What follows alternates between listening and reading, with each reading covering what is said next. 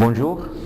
Avant d'entamer le chapitre 2 de ce cours, j'aimerais faire un petit rappel sur la définition qu'on a choisie et qui est axée sur sur les tâches du management. Donc on a choisi une définition de Peter Drucker qui dit que le management a pour tâche de rendre les individus capables de performances communes en leur donnant des objectifs communs, des valeurs communes, la structure adéquate ainsi que la formation et le développement continu dont ils ont besoin pour être performants et réagir au changement.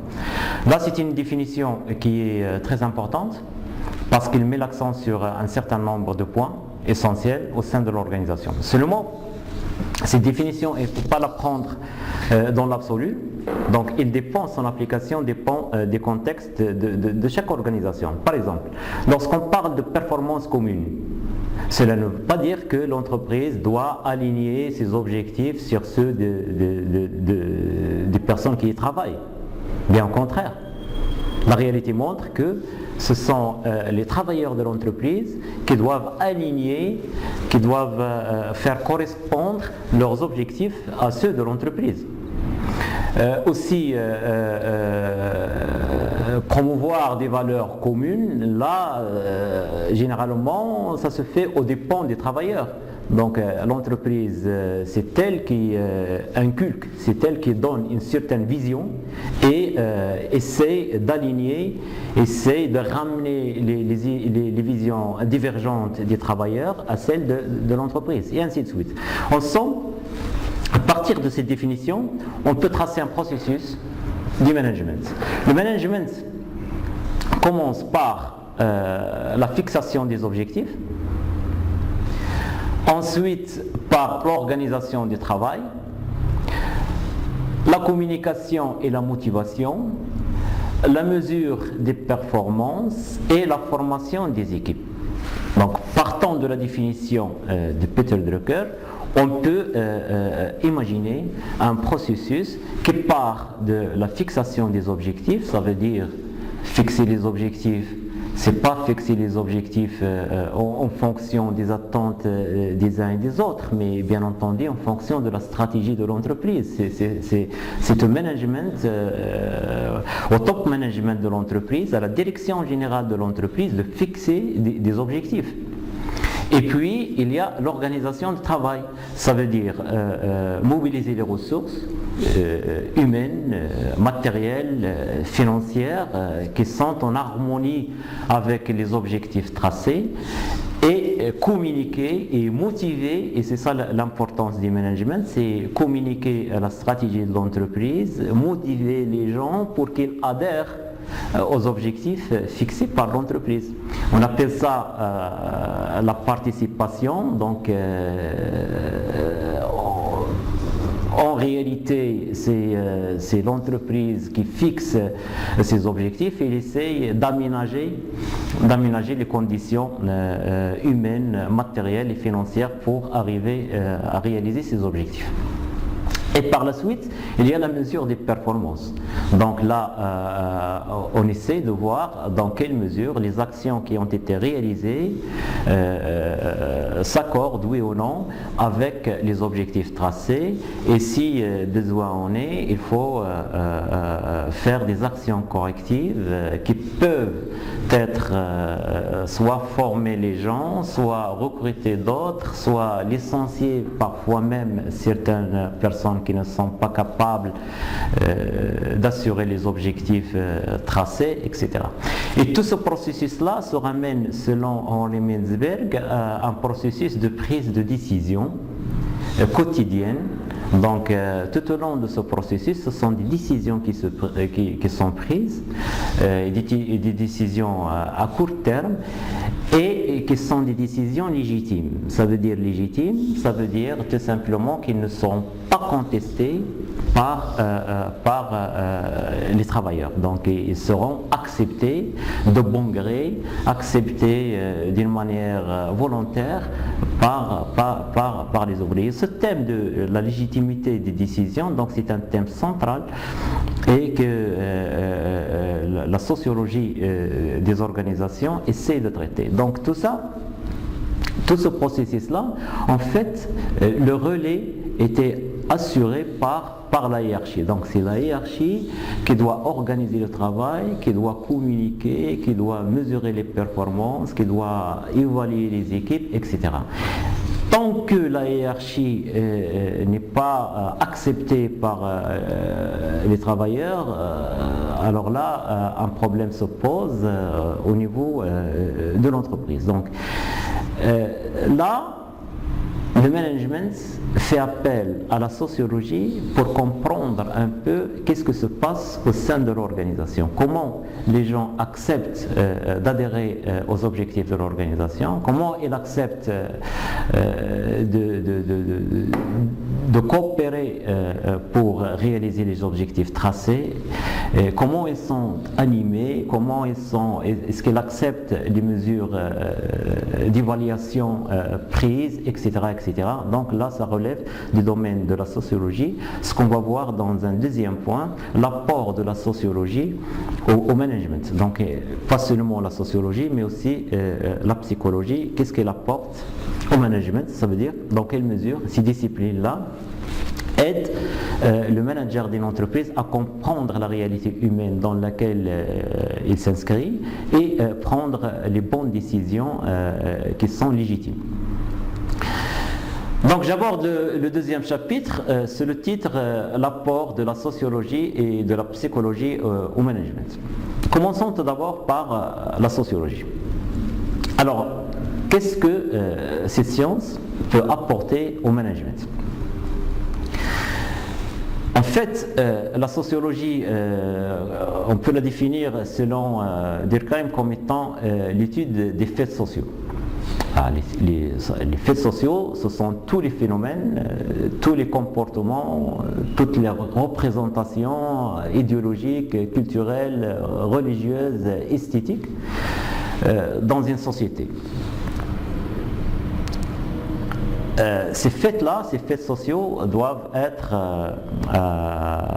assez étendus. Ça veut dire qu'ils concernent une large tranche de la population pour qu'elle soit caractérisée de collectif. Ça veut dire qu'ils concernent une majorité de la population, une catégorie de la population. Et aussi, ils doivent être des faits réguliers. Ça veut dire qu'ils se répètent dans le temps. Alors là, on parle d'un fait social qui fait l'objet de la sociologie. L'organisation, n'importe quelle organisation, elle est considérée comme étant un organisme social.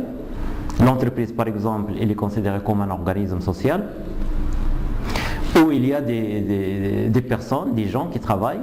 Donc ils entretiennent entre eux des relations, pas toujours d'amitié, parfois des relations de conflit d'objectifs, des relations de concurrence, des relations... Bref, donc c'est un construit social, donc c'est une entité sociale où les acteurs peuvent interagir de différentes manières. Et le management, il est considéré d'un point de vue sociologique comme étant le pilotage de cette action collective. L'organisation, c'est un organisme social, l'entreprise, c'est un organisme social, et le management, c'est le pilotage de cette action collective que se dégage de l'interaction de cet ensemble social pour réaliser, bien entendu, un objectif. Donc, comprendre le management, en réalité, revient à comprendre la nature des relations d'autorité et des relations de pouvoir qui s'exercent au sein d'une organisation. Comment ce management-là arrive à gérer cet ensemble, ce collectif d'acteurs pour réaliser des objectifs bien déterminés. Sûrement, la sociologie, lorsqu'elle traite cette question-là, et tous les écrits le démontrent, elle traite en premier lieu la question de l'autorité et la question de le pouvoir. Parce que c'est par le recours à l'autorité, par le recours au pouvoir, que le management va être capable de réaliser les objectifs de l'organisation. C'est un thème central dans la sociologie du travail qui est le thème de l'autorité et le thème du pouvoir. Alors ces deux catégories-là, ils ont suivi toute une certaine évolution dans leur explication, depuis le management classique jusqu'au management moderne. L'autorité a évolué, le pouvoir il a évolué selon l'évolution du contexte général de l'entreprise. Revenons par exemple au contexte classique. Alors, Fayol par exemple explique l'autorité comme étant le droit de commander et le pouvoir de se faire obéir. Donc là je pense c'est son deuxième principe, c'est son deuxième principe de sa liste de 14 principes qu'on a vu dans le cours de l'organisation de l'entreprise. L'autorité, c'est le droit de commander, et ce droit de commander repose sur quoi chez Taylor? Sur la hiérarchie. Ça veut dire quoi? Ça veut dire que c'est de la position hiérarchique qu'occupe un responsable dans l'organisation qu'il tire son droit de commander. Ça veut dire le droit de commander, il est investi par le niveau supérieur. Donc le sommet de l'entreprise, donc il y a la direction générale, c'est cette direction générale qui donne une partie de son droit de commander à un niveau hiérarchique inférieur, et ainsi de suite. Donc là c'est l'unité de commandement, le premier principe de Fayol, qui fait que un niveau supérieur donne une partie de son autorité à un niveau inférieur, et ce niveau inférieur exerce cette autorité sur ses subordonnés. Donc l'autorité, c'est le droit de commander. Ce droit de commander, il est légitimé par la hiérarchie. Alors, pour pouvoir exercer ce droit-là, la hiérarchie fait appel à la contrainte. Donc, le pouvoir de se faire obéir repose sur la notion de contrainte. Donc, il y a la contrainte. Contrainte, c'est un terme qui peut revêtre plusieurs formes. Donc, c'est le fait d'être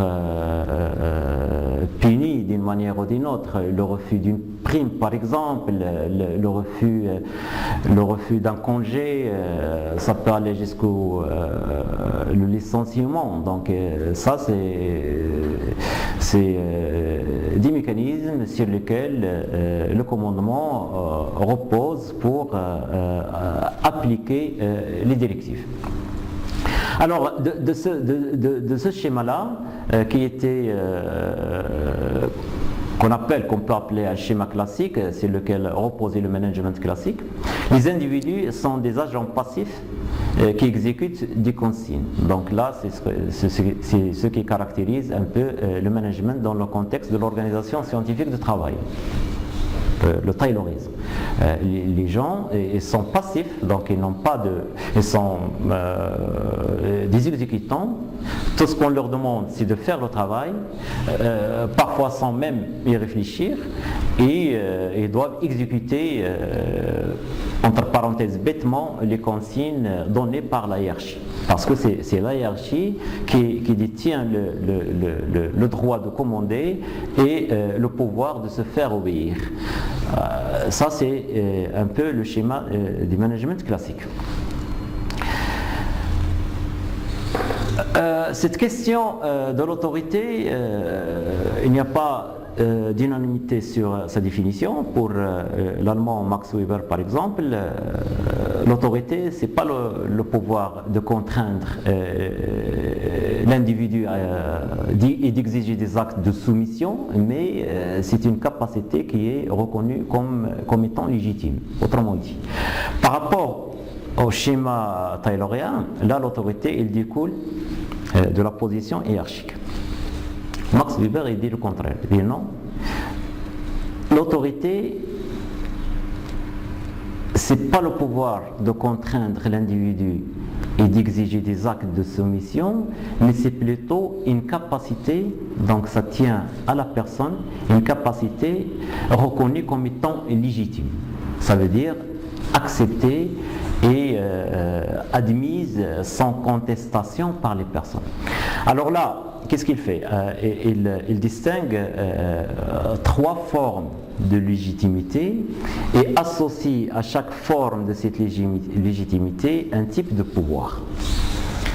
Par exemple, pour une légitimité traditionnelle qui est fondée sur l'habitude, sur les valeurs, là, il y a un pouvoir traditionnel.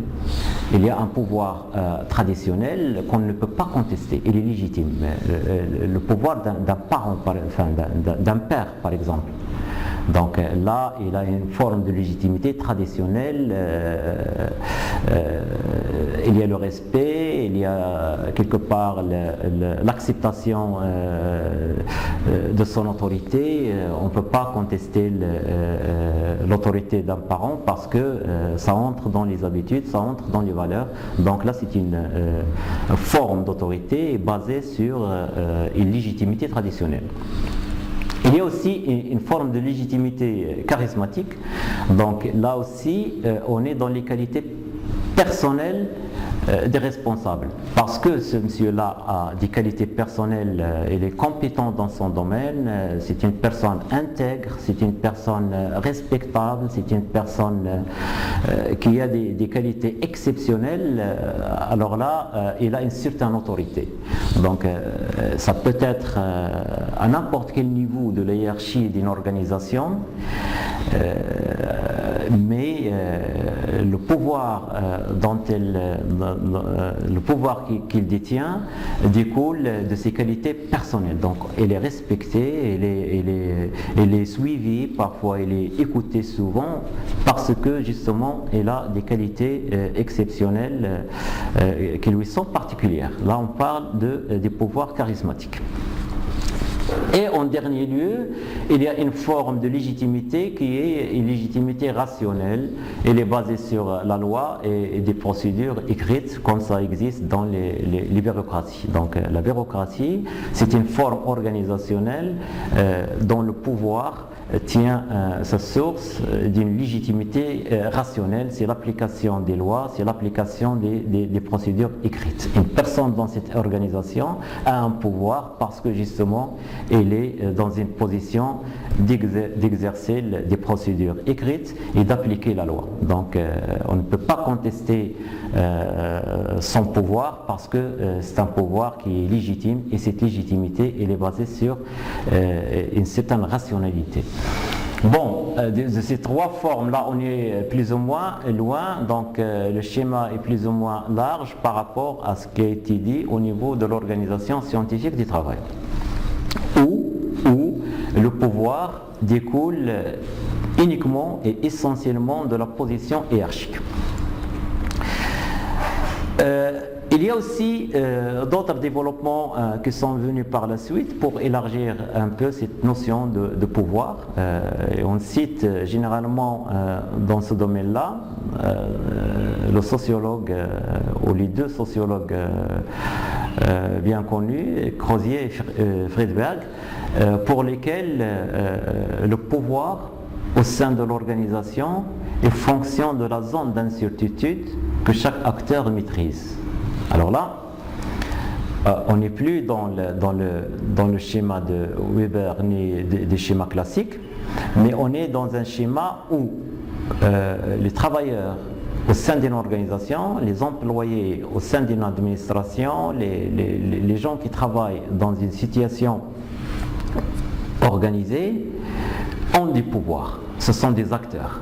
Ce sont des acteurs qui sont capables d'avoir un certain pouvoir qui va leur donner une certaine liberté d'action. Une certaine liberté d'action. Donc, dans cette situation-là, le pouvoir, ça ne tient pas à la hiérarchie, mais le pouvoir, il est disséminé, il est réparti au sein de l'organisation entre les différents acteurs, et tout cela dépend de leur position dans l'organisation et des sources, des zones d'incertitude qu'ils maîtrisent. Par exemple, la maîtrise d'une compétence particulière. Nous avons dans notre organisation, dans notre entreprise, une personne qui a une compétence unique. C'est un spécialiste dans son domaine, qui maîtrise une certaine technicité très importante, très utile, essentielle pour la marche du travail. Cette personne-là a un pouvoir. Il a un pouvoir parce qu'il maîtrise une compétence particulière. Il peut mettre en jeu ce pouvoir-là pour répondre à ses objectifs. Donc, ce qu'il maîtrise en fait, c'est une zone d'incertitude. Parce que le management de l'entreprise, je parle du management au sens direction de l'entreprise, parce que la direction de l'entreprise ne maîtrise pas le comportement de cette personne. Parce que justement, pour la direction de l'entreprise, cette personne-là, il maîtrise une zone d'incertitude. Deuxième source du pouvoir au sein de l'organisation, c'est la maîtrise d'une relation de l'organisation à son environnement. L'entreprise ou l'organisation d'une façon générale, elle a besoin des relations avec son environnement, ne serait-ce que pour ses ressources, matières premières, marché, capitaux, relations avec l'administration, relations avec des personnes clés, etc., etc. Mais au sein de l'organisation, il y a des personnes qui maîtrisent cette relation-là. Un technique commercial, par exemple, pour une entreprise, connaît mieux que la direction générale de cette entreprise le marché. Il connaît mieux les attentes des clients, il connaît mieux le comportement des clients vis-à-vis des produits de la concurrence. Donc là, cette personne-là a du pouvoir. Elle a du pouvoir.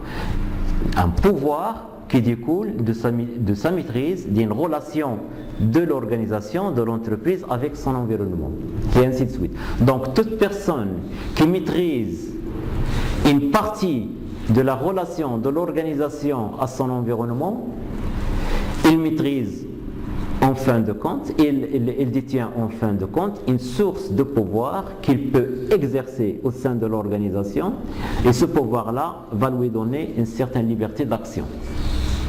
Troisième source de pouvoir au sein d'une organisation, c'est la maîtrise de la communication et des informations. Donc nous sommes dans un environnement où l'information elle est très utile. Donc le traitement de l'information, la communication, ça devient une source capitale pour la bonne marche des entreprises, et ceux qui maîtrisent ce domaine-là ont en réalité un pouvoir énorme dans l'organisation. Donc ils peuvent détourner l'information, ils peuvent bloquer l'information, ils peuvent l'utiliser à l'encontre des objectifs de certains d'autres acteurs au sein de l'organisation. En somme, ils maîtrisent une source de pouvoir qui va élargir leur zone de liberté au sein de l'organisation.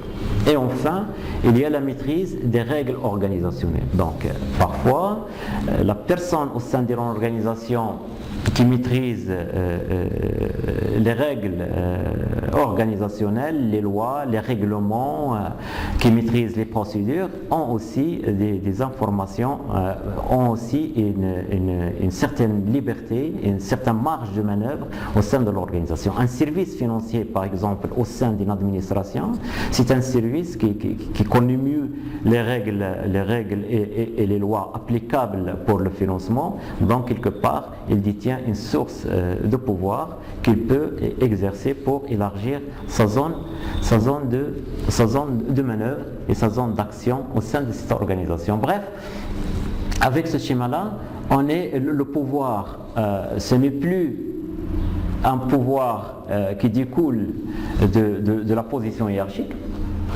ce n'est plus un pouvoir qui tient à la personne, mais c'est un pouvoir qui est donné par l'organisation selon la maîtrise d'une ou d'autres sources, zones d'incertitude au sein de cette organisation. Ce pouvoir-là Ce pouvoir-là, c'est un pouvoir qui est exercé dans des situations relationnelles. Ça veut dire quoi? Ça veut dire que lorsque ces acteurs entrent en relation, c'est à ce moment-là que ce pouvoir s'exerce. C'est à ce moment-là que ce pouvoir s'exerce. Par exemple, une personne qui maîtrise une compétence particulière, cette compétence-là ne peut constituer une source de pouvoir que dans le cadre d'une relation au sein de l'organisation. Lorsqu'il met cette compétence dans un rapport entre ses collègues et c'est la direction, et c'est à ce moment-là qu'il exerce ce pouvoir, et ainsi de suite, ce qui est valable pour le reste des acteurs et qui maîtrisent d'autres sources, d'autres zones d'incertitude et d'autres sources de pouvoir. In fine, on peut dire que par rapport au management classique, le management moderne considère les individus comme étant des acteurs qui ont des stratégies particulières et qui ont des comportements et des motivations particuliers. Donc, ce ne sont pas des gens de simples exécutants, mais ce sont des acteurs qui peuvent développer des tactiques, qui mettent en jeu, d'ailleurs on parle du jeu des acteurs, qui peuvent mettre en jeu des stratégies, qui sont motivés par des considérations particulières et qui adoptent un comportement particulier. Donc le management moderne compose avec cette réalité moderne. Donc, et c'est là l'intérêt de la sociologie. Il montre que l'organisation en tant qu'organisme social, elle est composée par des acteurs qui peuvent quelque part adhérer aux objectifs de l'organisation, qui peuvent les bloquer, qui peuvent boycotter, qui peuvent marchander, qui peuvent déployer en somme des stratégies qui répondent à leurs propres besoins. Et là, c'est là l'importance de la motivation, l'importance de connaître le comportement, de prédire quelque part le comportement des gens, comment ils vont se comporter, que le management va être ou non performant. Alors, lorsqu'on est dans le domaine de comportement, donc on est dans le domaine de la psychologie, donc c'est la psychologie qui explique le comportement, et l'apport de la psychologie sera aussi intéressant pour comprendre le management général. Deuxième point, l'apport de la psychologie au management. Qu'est-ce que la psychologie peut apporter au management? Autrement dit, en quoi la psychologie est importante pour l'étude du management? On a vu que la sociologie, elle considère l'organisation comme étant un organisme social. Elle explique essentiellement les relations de pouvoir et de l'autorité, et comment les acteurs comment les travailleurs, comment les gens au sein de l'organisation sont considérés selon chaque type de management. Maintenant, la psychologie va aller un peu plus loin et expliquer le comportement des acteurs, comment les gens se comportent. Parce que ça aussi c'est très important pour le management, ne serait-ce que pour ce qu'elle apporte comme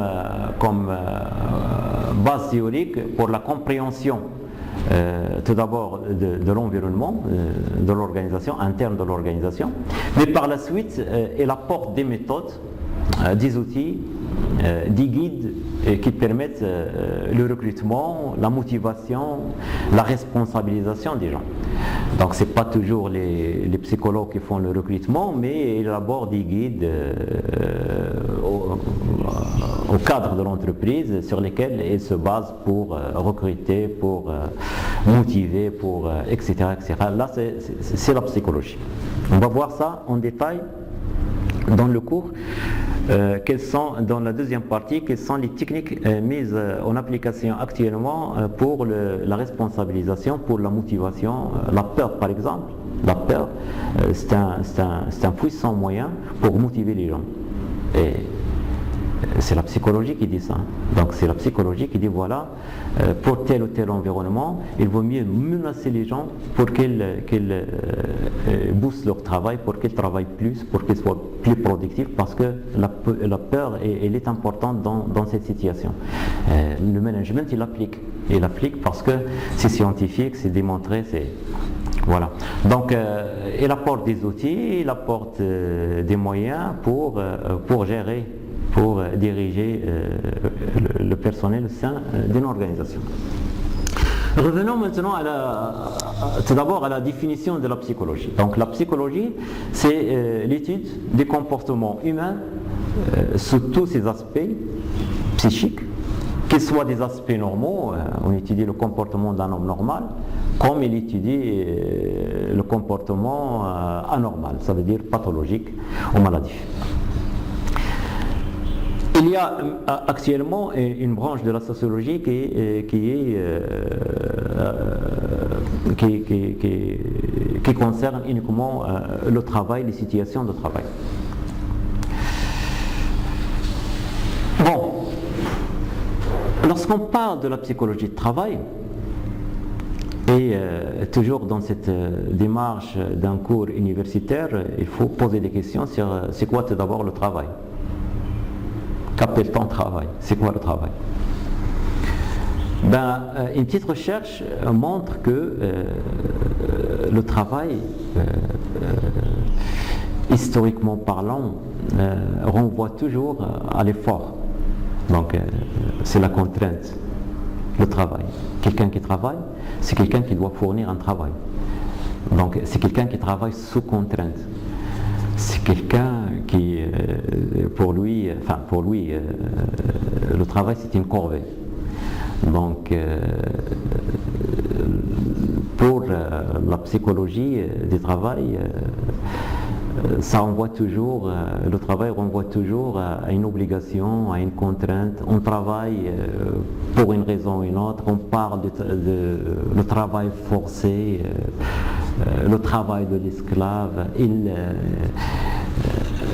Donc déjà le mot travail en lui-même n'a pas de valeur intrinsèque. C'est-à-dire on ne travaille pas pour travailler, mais on travaille pour autre chose, parce qu'on est obligé de travailler. Il a une valeur marchande, ça c'est sûr. Donc on parle d'un marché de travail. Le marché de travail, c'est le salaire, il est déterminé par la loi de l'offre et la demande. Donc il y a un marché de travail, il y a une valeur marchande.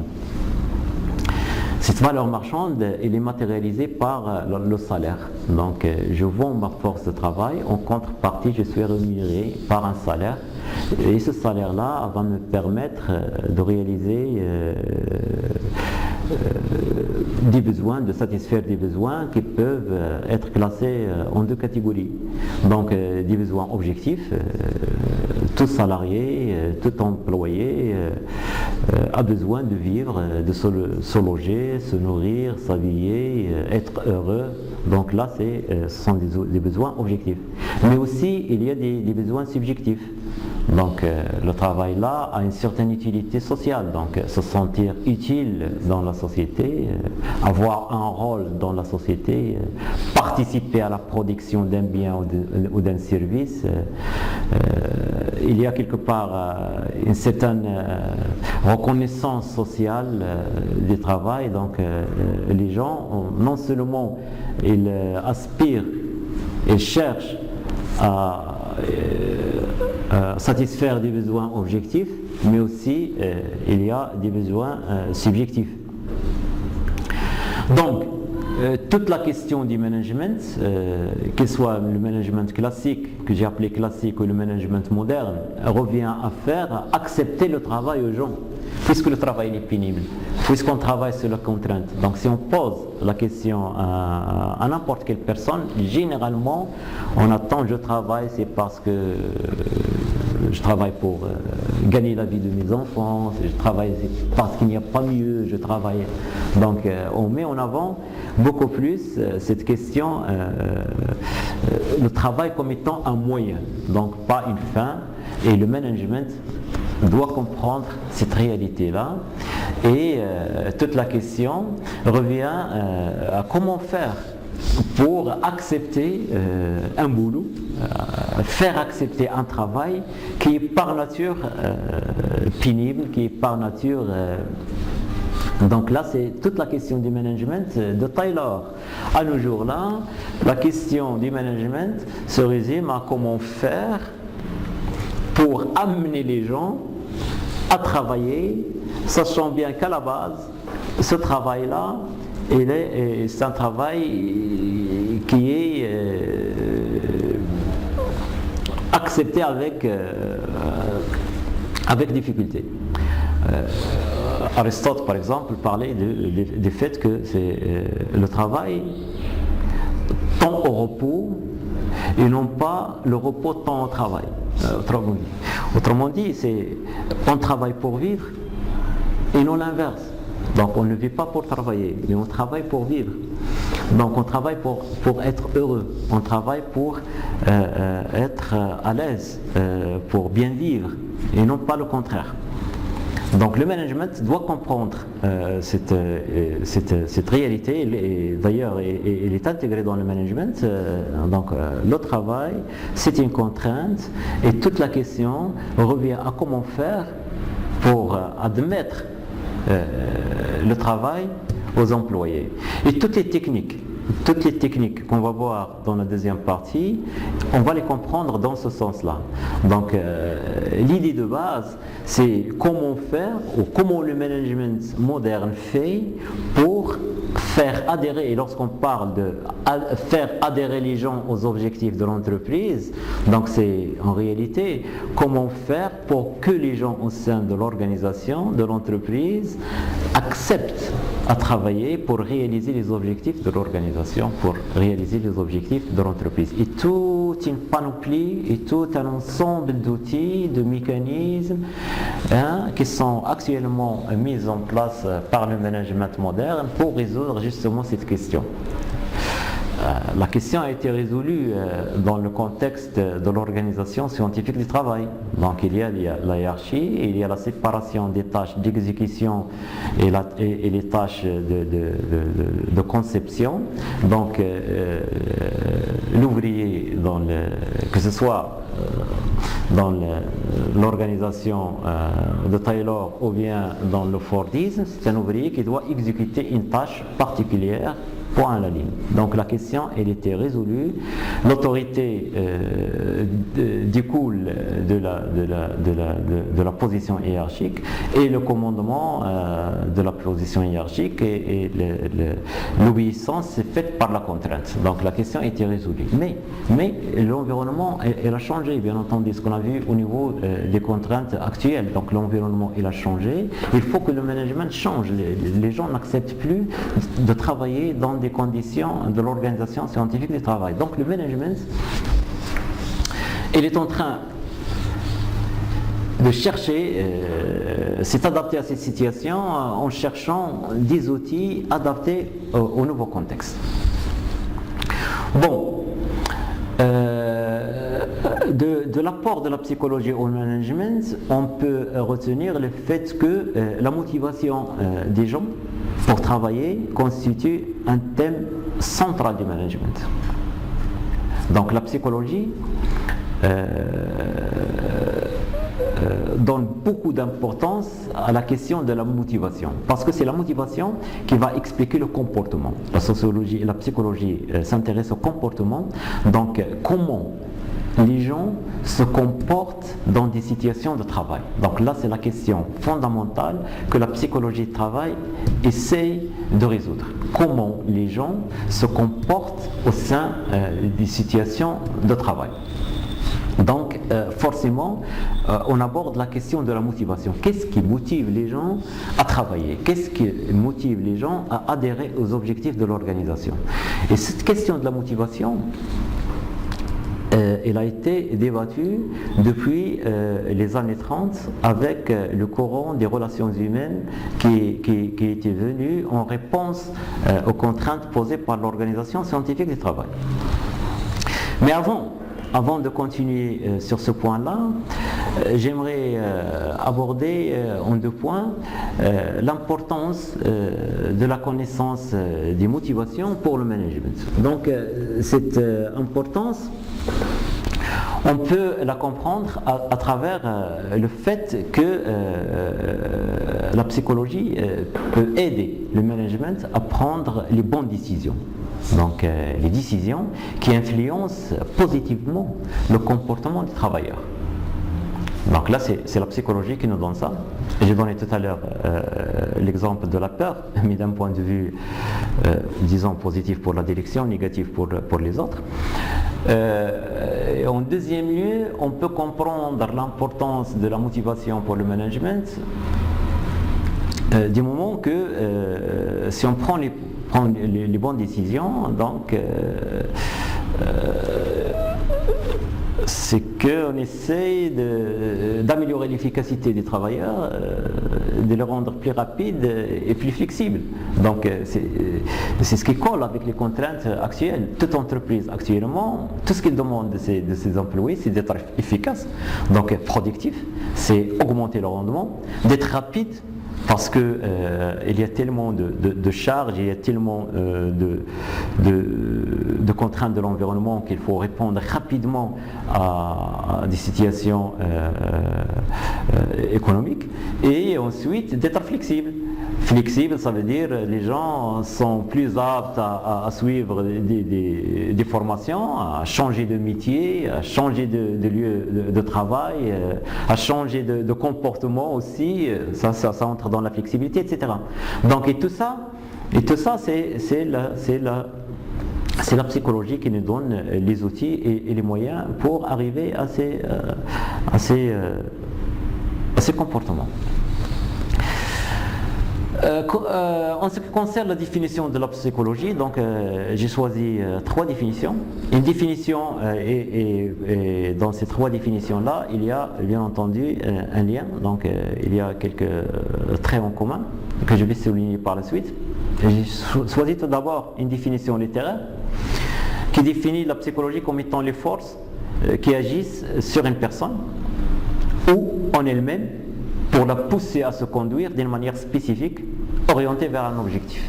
Là, c'est la définition de Larousse. Là, c'est une définition littéraire qui met l'accent sur ce sont des forces.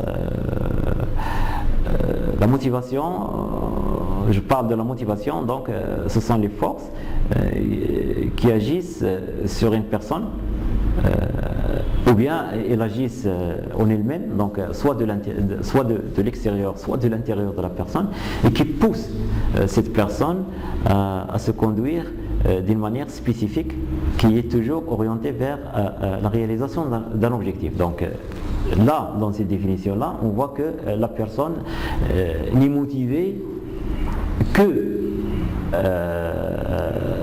sous la pression d'une contrainte et d'une force, et cette force oriente la personne vers la réalisation d'un but, d'un objectif.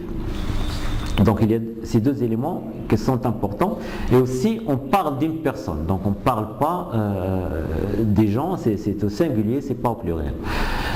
Il y a aussi là une définition du marketing qui définit la motivation comme étant l'ensemble des raisons rationnelles, émotionnelles, physiques et ou psychologiques. Donc c'est l'ensemble de ces raisons-là qui poussent un individu, là aussi c'est au singulier, à l'action. L'action marketing, c'est l'achat, c'est l'acceptation d'un produit, c'est l'acceptation, la satisfaction, etc., qui pousse un individu à l'action ou à l'adoption d'une attitude particulière ou à l'expression d'une opinion. Ces raisons peuvent être objectives ou subjectives, conscientes ou bien inconsciente. Donc là, on est toujours dans la même base. Il y a des actions, donc il y a des forces qui poussent une personne à adopter un comportement particulier pour réaliser un objectif. Quant à la définition de la psychologie, donc il définit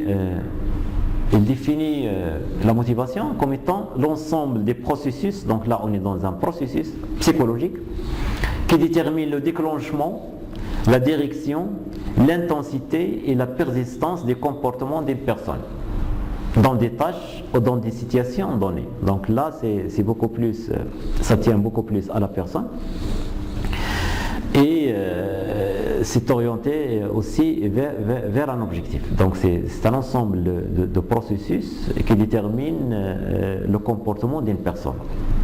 Ce qu'on remarque à travers ces trois définitions-là, c'est qu'on parle de la personne, donc on parle d'une seule personne, autrement dit, la motivation, c'est un fait individuel, donc au sein d'une organisation, on peut se retrouver dans des situations où chaque individu est motivé au part des causes qui lui sont particulières et pour un objectif qui lui est particulier. Donc il n'y a pas de motivation qui concerne le groupe, mais c'est un fait qui est personnel, qui est spécifique à chaque personne. Ça c'est un point qui est très important. On va voir par la suite comment ça a été repris par d'autres théoriciens, notamment par Maslow, McGregor et consorts. Deuxième élément qu'on peut tirer de ces trois conclusions, de ces trois définitions-là, c'est qu'il y a toujours des forces qui poussent. Donc il y a des forces qui poussent la personne à l'action. Et le troisième élément important qui est commun à ces trois définitions-là, c'est toutes les actions-là sont dirigées vers un objectif. Donc, la motivation, elle est personnelle, elle est expliquée par des situations particulières à la personne et elle est dirigée vers un objectif déterminé. Donc ça complique un peu la tâche du management, parce qu'on est devant une certaine diversité de situations et une certaine complexité de la tâche, enfin la complexité de la réalité organisationnelle. Donc on ne peut pas motiver les gens de la même manière, ça c'est sûr. On ne peut pas sanctionner les gens de la même manière, etc. Donc les gens, ce sont des situations très diversifiées et il faut traiter ces situations par des méthodes qui sont spécifiques à chaque cas.